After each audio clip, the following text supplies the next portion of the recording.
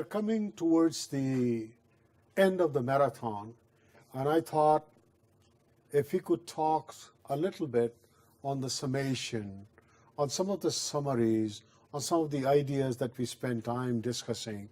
I have with me, once again, Jamil Janjua, the CEO of Oktara. I have Imran Jatala, and then, of course, I have Zahur Motiwala.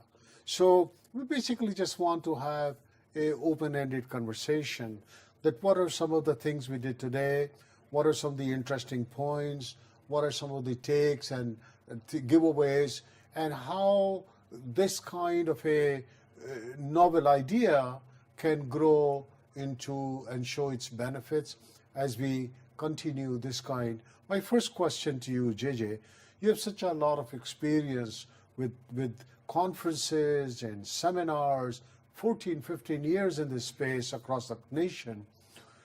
What were some of the key things that we did, or some of the key highlights that you thought the audience will enjoy, or they would receive the benefits, or what we did that was something of a very distinct nature in this whole thing? Well, Naseem, I think first of all, this is something that has been done, which is quite unique. It's quite a novel, innovative idea of doing a program for 12 hours, a marathon program, as you say, which is also, open to anybody countrywide as well as globally to get and receive the information, you see.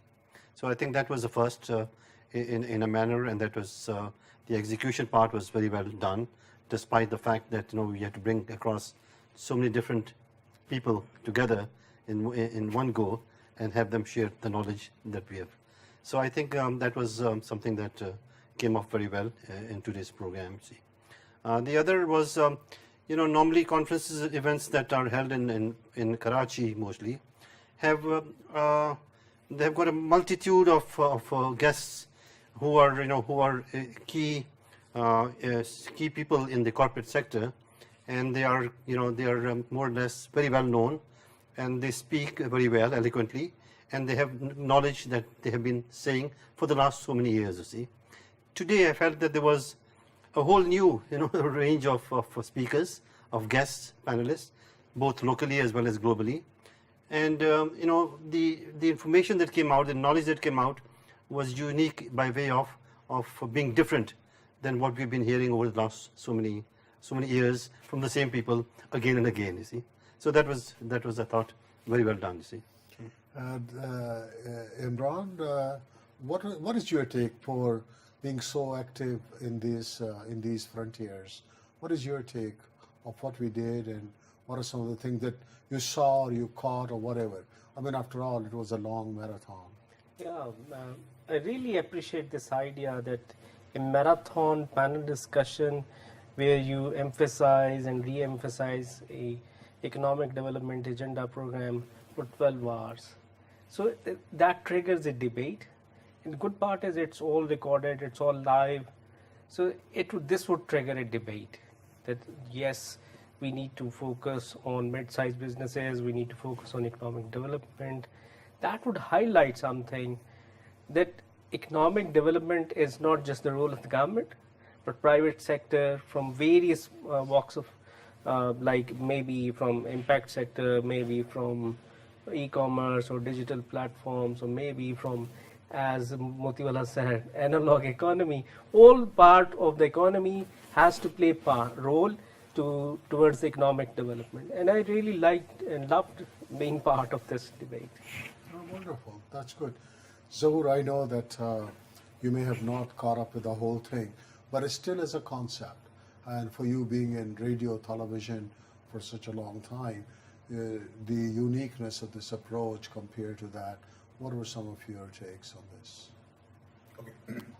Taking the cue from what JJ just said, that obviously there are events happening in Karachi and for that matter across Pakistan on various subjects. And what normally happens is a day-long event, say, and there is this one subject and there are a couple of people speaking on that.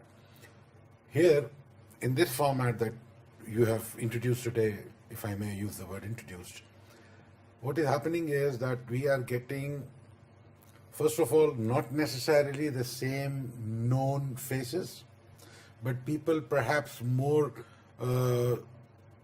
at a struggling level of businesses and at level where a normal Pakistani can more relate to.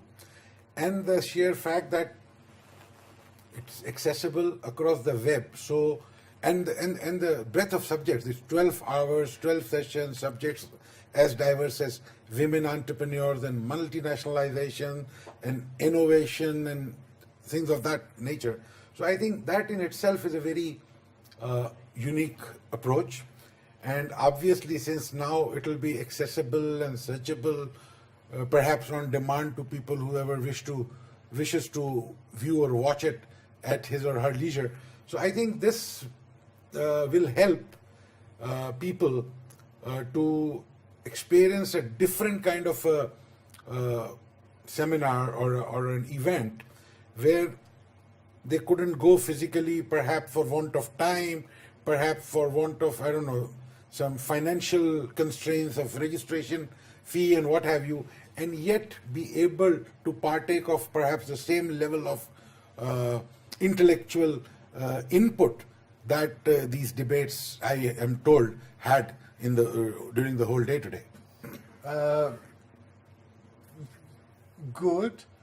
I would say that in the last 20 years and having actively participated over 200 events, major conferences, I'm sure. one of the things that was painful was the travel and then waiting and then listening to people, their bios and their introductions and formalities and thank you notes and all that. Precisely. And then when you go back home after a very exhausted trip and a very fat bill of travel and luxury and meals and this and a stack of business cards, you ask yourself that there were only 3-4 interesting things that were of thing.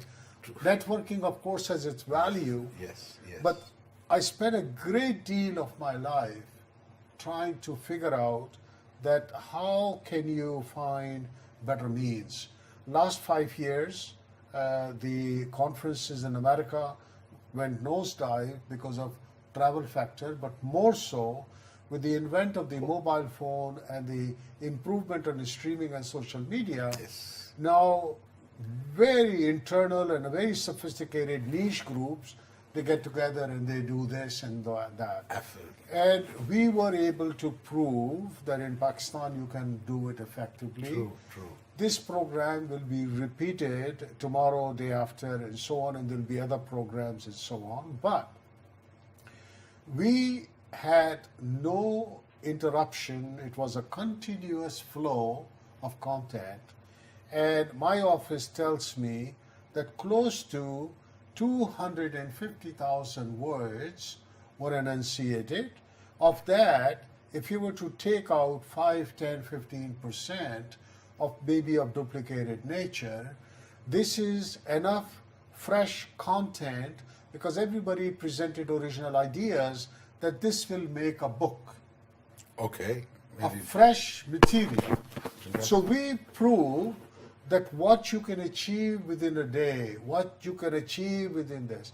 And if we could get by in next coming days 5 to 50 or 50 to 100,000 people encounter with this exchange and see the repeats of it, we would then prove that now the time has come that we should have a national dialogue on a sophisticated level, because let's face it, you're from the media. The current media is very focused 50% on politics, 50% on finance. Finance is aspect only relates to the company where the finances are about, that which company made what profit for what reason and which political issue is doing that. If you were to take a look at all the magazines and all the research material, I would say that this level of quality or intensity or depth is not being discussed at that level, rather than just some little thing. And I will say something to all my dear friends, all the journalists and all the media and all the people that I so dearly love, because they've been part of me, of my upbringing for a very long time. They are not trained, they are in the journalism. So they look at the news item from a journalistic point of view. What this requires is a coaching, systematic methodology, execution, and a strategy. They just don't have it. And the people who are practicing it, they don't have the time, they're running in the business. So this is a North American challenge we studied, that there is this cavity. So you've got 20 writers who talk about economy or whatever, which is academic, and then you have Bill Gates and all those things, they don't have time to tell you anything, and then there is this cavity. So people don't know where to go, where to turn around. So we are using the streaming as a capability to identify and select key people and try to connect and bring them in and open this channel free of cost. So that's one issue. The other thing is very simple. If we feel for a minute that yes, one thing can change or two things can change, then the question is, at what point we will start a system to activate that? So, for example, if next month or next week from Islamabad there was a debate and there were various aspects of the economy and various aspects on innovation and women entrepreneurs and so on, and they were all discussed with a little bit more clarity and detail and formats, and then a month down the road a little bit more, that within a very short period of time you have some blueprinting, you have some idea that how things can crisscross and communicate. Our total philosophy is based on one or two ideas: communicate effectively and collaborate intelligently. We're all here collaborating. We came here in an exclusive partnership with Octara, with TCS. We are bringing knowledge. You are here, Imran, you've got so many things going on, and with all the speakers and all those things, how you collaborate. And collaboration creates that growth. And I don't like to blame. I think whatever happened in the past is fine. People said, oh, we don't have electricity 4 hours a day. And my question is, what are you doing when you have electricity for the 14 hours a day? Because at the end of the day, if you don't go to the root cause of the problem, then the problems will always stay with you. I mean, I've seen, I'm a movie buff, I've seen movies, how America and Canada was discovered. You don't want to imagine canoeing and going into the woods and chopping the wood and putting on fire and being eaten up by wolves and bear and create that. And that's where the cities are. And these are all documented facts and so on. Unlike Asia, which is a different climate, how people created all that, it was all hardship and work and so on. So not having electricity or water is a problem with half the globe. They don't have it. But that's no excuse. The excuse is, let's figure out a way and let's fix it. And if you fix it, if people start fixing their own issues, the more they fix their own issues, the less time they will have blame outside factors, and they will shine. But tell me, what are some of your consideration or thoughts that Pakistan could, from analog economy to jump into, or where do you think it's headed now? And what are your thoughts on the present leadership, and how do you think they're doing? Well, obviously, I mean, one probably cannot really comment on the present leadership and how they are doing because they've been less than 15 days in business. Sure, but they send a very clear message. Yes, but obviously there is a hope. Obviously there is a great deal of expectation because of the change slogan.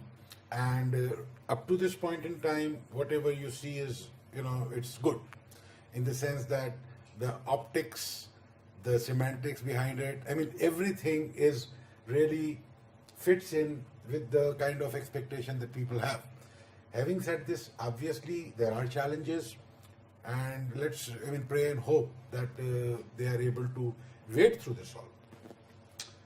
Having said this, as regard the analog, digital, and such other things, and obviously Pakistan being a developing country and with the size of the population and with the level of literacy, and we were talking about fintech a while ago, with the level of penetration of banking services and all, given those, there is obviously tremendous amount of room for development and use of the digital economy, and to marry it or match it with the needs and the requirements of the analog economy. Only today, a friend of mine sent me a WhatsApp brochure of one of the companies that he has set up, and now they are pitching to all those doctor housewives or women who have practiced medicine, who have learnt medicine, but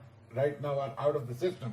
So now what they are doing is they are trying to bring them up on stream, because they are putting up a network of kind of a telemedicine hospitals, and also in a village, a lady in need of medical advice is probably being visited by a midwife level trained woman with a smart device, and then this lady sitting at home probably taking care of young kids, but a medical doctor nevertheless, she is now able to communicate and help the lady in that part of the world, in that part of the country.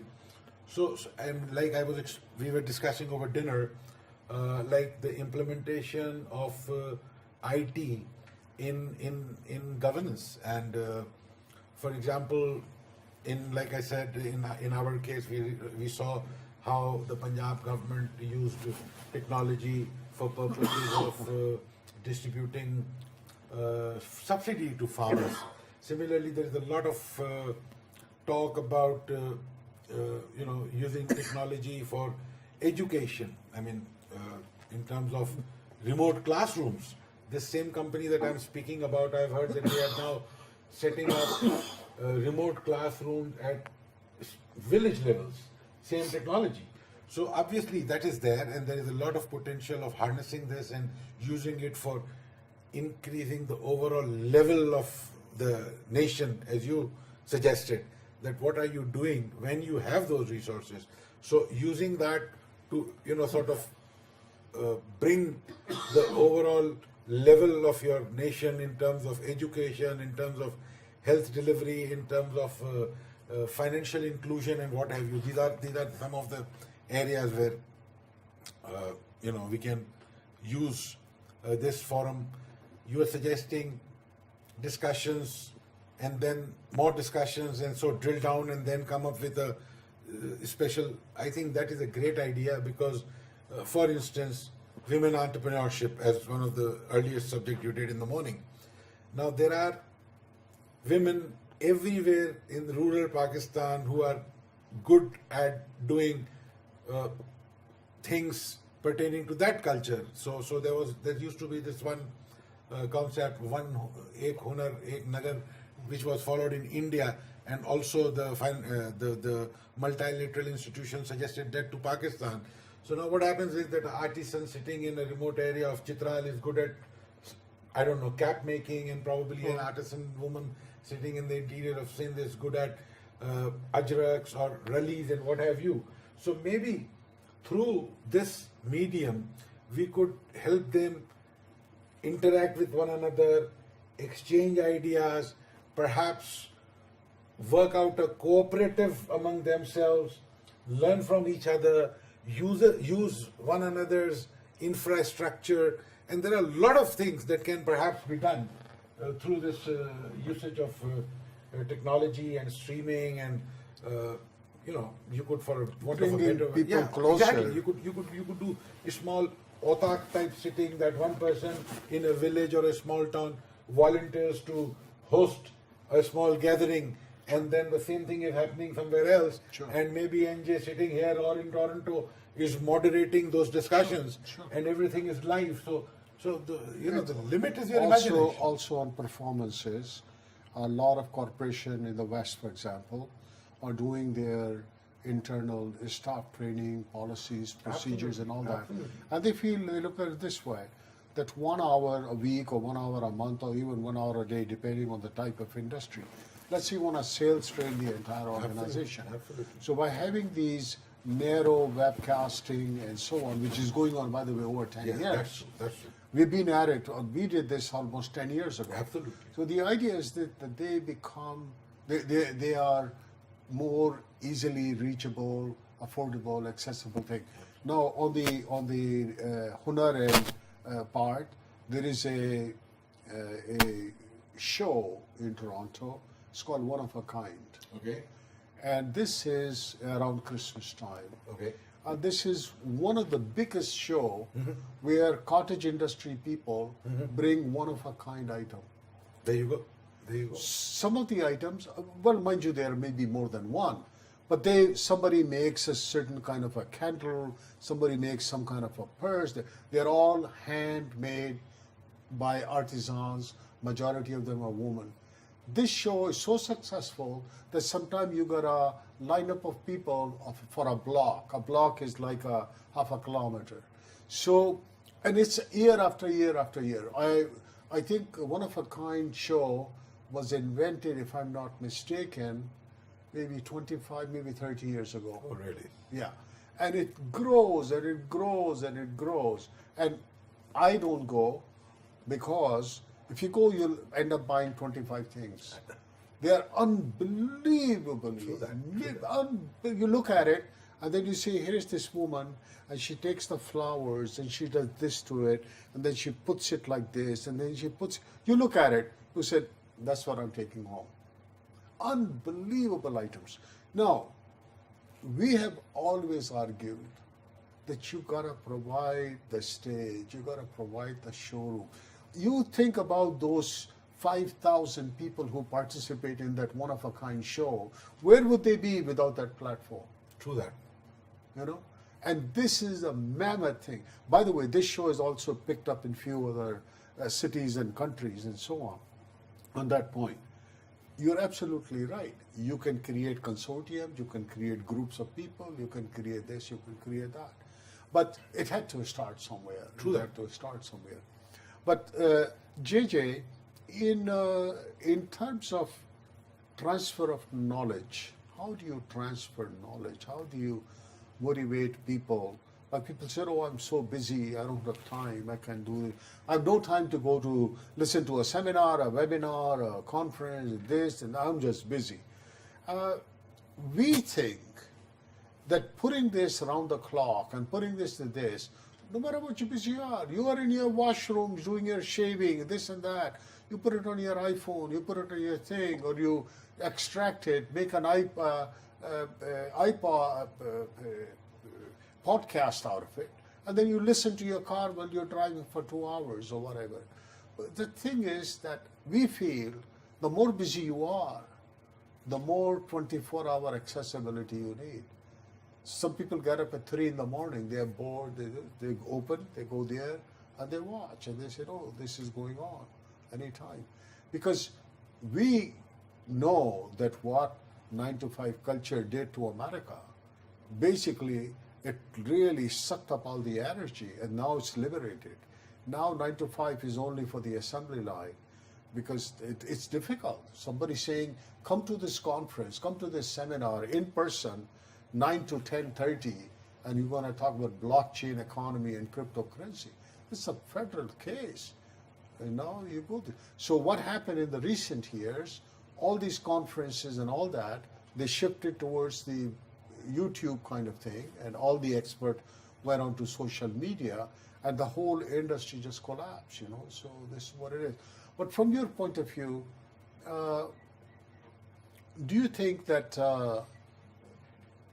having new contents and creating dialogue and all that, how do you capture the attention of those people who are so busy that they have no idea what's going on? And what are some of the methodologies to get their attention, to participate in it, in terms of engagement, discussion, and all that? And I do thank all the people with guts who said, hey, we're going to come in Expothon and we will be part of this thing. You know, a lot of people were scared and afraid. They had no idea what was going on. You know, yeah. Naseem, it's all a case of, how much retention can a man have on any particular subject, you see. And the longer the attention is needed, then it's got to be very engaging, you see. And I give the example of TEDx, you see. TEDx is a simple format, Sure. but everybody knows it's going to be a 20 minutes format. It's not going to be longer than that, it's not going to be less than that. And that the people who are going to be speaking are, are eloquent enough and would be perhaps much more engaging in terms of whatever they have to offer than if I just went around, looking at YouTube on the same subject, you see. So I think engaging people is very important, you see, on any subject, It's like fishing, you see. You got to put a good worm, solid, thick, healthy worm on the bait, and you have to throw it in the place where there is hungry fish, you see. Where people are hungry for, the fish are hungry for, getting some worms, you see. So, if we can create an enabling environment, an environment where people are hungry for knowledge, and we have the right bait, the right knowledge going out at that point in time, you basically can, catch, the attention of many people. So that's how one would perhaps transfer knowledge, get the attention of the person, look at what is his need, does he want to hear, what is in it for him before, one starts an adventure, Sure. Keep it simple, keep it short, and, bam, Sure. you got it. Sure. What about you, Imran? What are your thoughts? So Expothon is a great way to get to the people, or any digital medium. Like 50 million people have smartphones now. That means quarter of Pakistan is digitally connected, and this would be like half of Pakistan in the next 2 to 3 years. So that's almost like 70 to 80% of your adult population. So digital channels would be the way forward, I see. As Motiwala Sahab said, you might be sitting in Toronto and I'm sitting in Islamabad and he's sitting in Karachi, and we're having a complete virtual Expothon maybe next time. The Zahur, in terms of the coming back to the mid-sized economy, to a businessman, to a Seth, this may be something not of too much of interest, but perhaps the younger generation, people who are facing all kinds of complex challenges, they may look some of it and say, how do we do it? How do we arrange it, or what? Do you see that this kind of a dialogue or discussion would help the mid-sized families, next generation people, to try to improve their performance and their skills and whatnot? Okay, so, well, there is an issue of accessibility of, it's a very cliche thing to say that because of technology everybody is wired and everybody is connected, which is true. But on the other hand, what are they connected for, and are they really able to harness that tool and technology to the maximum is still sort of, the jury is out on that. The majority of Pakistanis are using, in my view, social media connectivity basically, unfortunately, for either for entertainment only or perhaps gossiping, and unfortunately a lot of misinformation and disinformation is also gets propagated by that. But having said this, these are the negative aspects. Coming to how can this be used to overall elevate the level of skills or capacity development in middle sort of youth population, I think that's interesting angle to it. I think basically what is required is that the youth today is exposed to so much of information. There is so much of information overload that there is a lot of confusion also being created at the same time. So if we are able to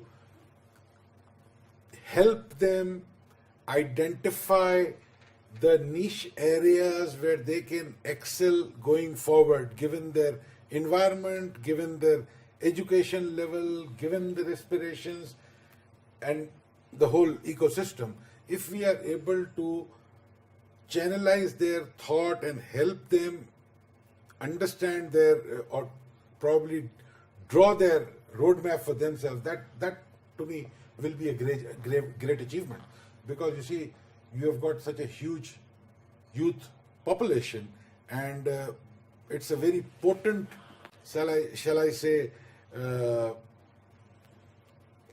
group of people, provided you are able to channelize their resources and energies in the positive fashion. Otherwise, the same people could go astray. So there is a lot of potential, there is a huge youth bulge, and I think this medium and this format can be used and should be used to help them find their vocation or find their area of interest and therefore excel therefrom. I think our total take and our understanding is based on the fact that if you have a business and if it's not going forward, and if you have expenses and offices and branches and mandates and responsibilities in your competitors, you have to have intelligent answers of what you're going to do tomorrow. True that. The word tomorrow has very complex, very complex options for the business community right now, especially in the mid-sized sector. The mid-sized sector has two problems. Number one, that they are not small. And number two, that they are not big. True that.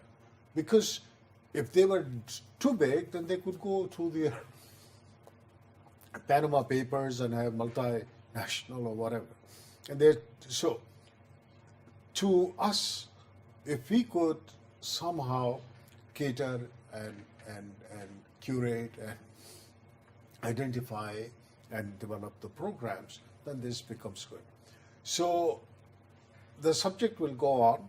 I would like to thank once again JJ, Jamil Jajua, thank you very much for your support and your wisdom. Imran, very well, very nicely done. And Zahur, that's very kind of you to come and share thoughts with us. We'll continue our conversation.